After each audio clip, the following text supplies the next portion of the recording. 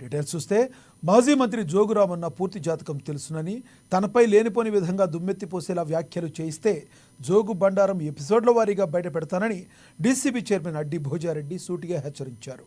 మంగళవారం కంది శ్రీనివాసరెడ్డి క్యాంప్ ఆఫీసులో ఆయన మీడియాతో మాట్లాడారు.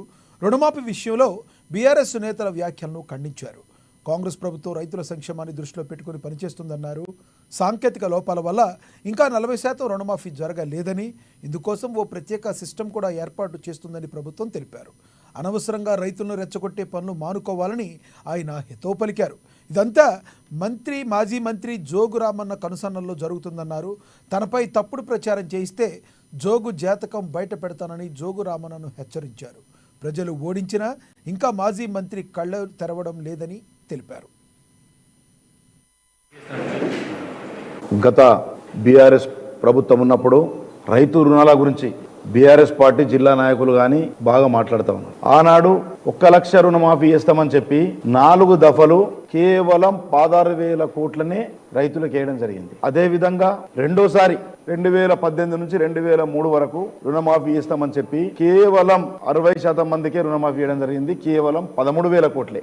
ఆనాడు రైతులకు న్యాయం జరుగుతున్నది, అన్నదాతల ఇష్యూలో కాంగ్రెస్ పార్టీ పెద్ద జోక్యం తీసుకోవద్దు, రైతులకు న్యాయం జరగాలని చెప్పి ఆనాడు నోరు విప్పలే. కానీ 7 మాసాలనే 31,000 కోట్లు మంజూరు చేసి బడ్జెట్లో పెట్టి 18,000 కోట్లే కేవలం దాదాపు 62-63% మందికి 18,000 కోట్లు వేయడం జరిగింది. ఇంకా 13,000 కోట్లు రైతులకు వేసేటివి ఉన్నాయి. అది పదే మా మంత్రులు చెప్తా ఉన్నారు. ఎక్కడైనా మిస్టేక్లు ఉన్నా, 2 లక్షల పైనున్నా, 1 లక్ష లోపలున్న పడని వాళ్లకు, 2 లక్షన్నర ఉన్న పడని వాళ్లకు, 2 లక్షల ఉన్న పడని వాళ్లకు, 2 లక్షల పైన వాళ్లకు ఎట్టి పరిస్థితుల్లో సర్వేలు చేపించి ఈరోజు లాగిన్ కూడా అప్లోడ్ అయ్యేందుకు ఒక సిస్టమ్ను కూడా తయారు చేయడం జరిగింది. అది ఈరోజు పేపర్లో కూడా రావడం జరిగింది. కానీ ఈ బీఆర్ఎస్ పార్టీ నాయకులు నిన్ననైతే ఒక సన్యాసి మాట్లాడుతూ ఉంటాడు, మేము ఒక్కసారి 31,000 కోట్లు రైతులకు పెడతా ఉన్నాం, రేపు ఇంకా 2,000 కోట్లు వ్యవసాయాలు అయితే ఉంటే మా ముఖ్యమంత్రి గారు, మా వ్యవసాయ శాఖ మంత్రి గారు ఇవ్వడం సిద్ధంగా ఉన్నారు.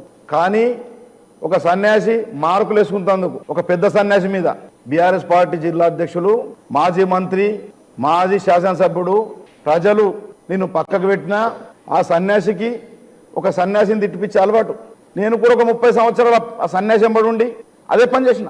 ఈ సన్యాసి కన్నా కనీసం బుద్ధి రాలని చెప్పి, ఈ దగ్ధమ్మ కన్నా బుద్ధి రాలని చెప్పి నువ్వు మార్కుల కోసమో ఏదో జోకుడు కోసమో ఏదో చెంచాగిరి చేస్తే మేమే రోడ్డుకు వచ్చినాం బిడ్డ, నువ్వు కూడా రోడ్డుకు వస్తావు బిడ్డ, నీ గురించి మాకు మాట్లాడే అవసరం కూడా లేదు. ఇక మాజీ మంత్రి జోగురామన్న గురించి కొంచెం మాట్లాడదాం. నేను మాట్లాడేటప్పుడు అడ్డి భోజరెడ్డిని రైతు బంధు చైర్మన్, జిల్లా చైర్మన్ చేసిండట జోగురామన్న, నన్ను డీసీబీ చైర్మన్ కూడా చేసిండట జోగురామన్ననే చేసింది మేము. జోగురామన్న ఒకప్పుడు ఆదిలాబాద్ పరిచయం వెళ్ళాడు 2004లో. నేను తాంసీ మండల అధ్యక్షుడు ఉన్నప్పుడు, పార్టీ అధ్యక్షుడు ఉన్నప్పుడు టీడీపీ, ఆయన ఒక మామూలు సర్పంచ్ కూడా అప్పటికి కాలే. నేను 87లో పార్టీ అధ్యక్షుడిని, ఆయన 88 సర్పంచ్ అయ్యిండు. నేను ఒక మార్కెట్ కమిటీ చైర్మన్ ఉన్నప్పుడు ఆయన ఒక జడ్పీటీసీ. ఆయనని మేము కానీ మా ఎంబడున్న నాయకులం, ఆ నాయకుల కీలక పాత్ర పోషించింది ఒక అడ్డి భోజరెడ్డి, అదేవిధంగా మాజీ లైబ్రరీ చైర్మన్ మనోహర్ గారు, అదేవిధంగా గోక గణేష్ రెడ్డి, ప్రస్తుతం ఉన్న శాసనసభ్యుడు పాయలశంకర్. ఆయన చేసిందే మేము చేస్తే ఏదో మాకు ఆయన ఏదో ఇచ్చిండట. డీసీజీ చైర్మన్ అప్పుడు కూడా ఎన్ని రాజకీయాలు జరిగినాయో ఈ సన్యాసికి తెలాలా. ఈ సన్యాసికి ఏం గుర్తున్నది? నిన్న మాట్లాడిన సన్యాసికి ఏదో మార్కుల కోసం పాపం ఏదో జోకుడు కోసం మాట్లాడుతున్నాడు. ఈ సన్యాసికి తెలాలి, దగ్ధమ్మకు తెలాలా. ఆనాడు కూడా 47 మంది నా తాటు ఉంటే ఒక డీసీసీ చైర్మన్ ఫస్ట్ టైంలో వాళ్ళందరినీ నేను పోగు చేసుకుంటే 77 మందిలోకి వెళ్ళి మెజార్టీ నాకు ఉండంగా కేసీఆర్ గారిది, కేటీఆర్ గారిది ఫోన్ వస్తే ఆనాడు ఒక నామదేవ్ గారిని ఒక దళిత బిడ్డను చేయడం జరిగింది. ఆ దళిత బిడ్డను కూడా ఎట్లా చేసిండు, మా పాక్స్ ఎన్నికలు జరిగేటప్పుడే ఆయన 40 లక్షల రూపాయలు జోగురామన్న గారు ఆ దళిత బిడ్డ తట తీసుకున్నాడు. ఆ ఇనుసగ్బానే గవ మళ్ళా బాలుడు గోవర్ధన్ రెడ్డి గారిని నన్ను పోటీలు ఉంచడం జరిగింది. నాకు ఎక్కడి నుంచి జేనత్ ఫ్యాక్స్ నుంచి, అదేవిధంగా అక్కడి నుంచి రఘునందన్ రెడ్డి పోటీ నుంచి 3 రెడ్లకు వద్దు, ఒక దళిత బిడ్డకి ఇద్దాం పోటీ ఉందని చెప్పి ఈయననే వినోద్ ద్వారా ఈయనకు 5 రోజులు ముఖ్యమంత్రి కనుకుంటే మాజీ ఎంపీ వినోద్ ద్వారా మా శాసనసభ్యుడు శాసనసభ్యుడు రాథోడ్ బాబురావు గారు, అదేవిధంగా ఈ శాసనసభ్యుడు ఆనాడున్న శాసనసభ్యుడు జోగురామన్న గారు అంటే మమ్మూన్ని డబ్బులు ఖర్చు పెట్టించి మా తట మెజార్టీ ఉండగా నాకు హైకమాండ్ నుంచి ఫోన్ వచ్చింది, బాలుడు గోవర్ధన్ రెడ్డి గారిని డైరెక్టర్ చేయాలా, అదేవిధంగా నామదేవ్ గారిని చైర్మన్ చేయాలా, ముగ్గురు రెడ్లని వదిలేసి ఒక దళితునికి ఇవ్వాలని చెప్పి ఆడికెళ్ళి కేసీఆర్తో ఫోన్ చేయించడం. అది మా ఓడిపోయిన శాసనసభ్యుడు బోధ్ శాసనసభ్యుడు ప్రెసిడెంట్లో కూడా రేపు చెప్తాడు, ప్రెస్ మీట్ పెడతాడు, చెప్తాడు. కానీ ఈ విధంగా మాట్లాడిపిస్తా ఉన్నావు, నువ్వు మమ్మల్ని సన్యాసులో మాట్లాడిపిస్తున్నావు, ఒక డీసీజీపీ చైర్మన్ని సన్యాసులు తిట్టిపిస్తా ఉన్నావు. రేపు ఇదే ఇంకా కూడా నీ మీద ఇట్లనే నువ్వు మా జోలికి రాకుంటే బాగా నువ్వు బ్రహ్మాండంగా ఉంటావు బిడ్డ. నువ్వేమన్నావు ఎన్నికల్లో? రేవంత్ రెడ్డి ముఖ్యమంత్రి అయితే కాంగ్రెస్ పార్టీ గెలిస్తే నేను ఉరిపెట్టుకొని చస్తానన్నావు. నువ్వు ఎందుకు చస్తాలేవని ప్రజలు అడుగుతా ఉన్నారు.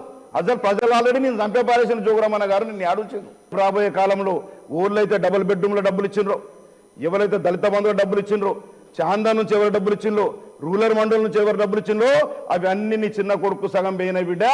తప్పకుండా నీ ఇంటి ముంగట వాళ్ళతో ధర్నాలు చేపించి ఆ డబ్బుల్ని వసూలు రికవరీ చేపిస్తామని చెప్పి ఈ సందర్భంగా మనం వేస్తా ఉన్నాను.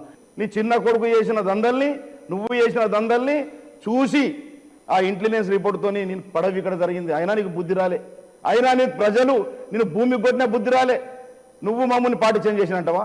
మేము ఆనాడు తెలంగాణ కోసం పోయినాం, తెలంగాణ తెచ్చుకున్నాం, తెలంగాణ అభివృద్ధి చేసుకుంటా అన్నాం, తెలంగాణ నీళ్లు ఉద్యోగాలు ఇవన్నిటి కోసం చేస్తామనుకున్నాం.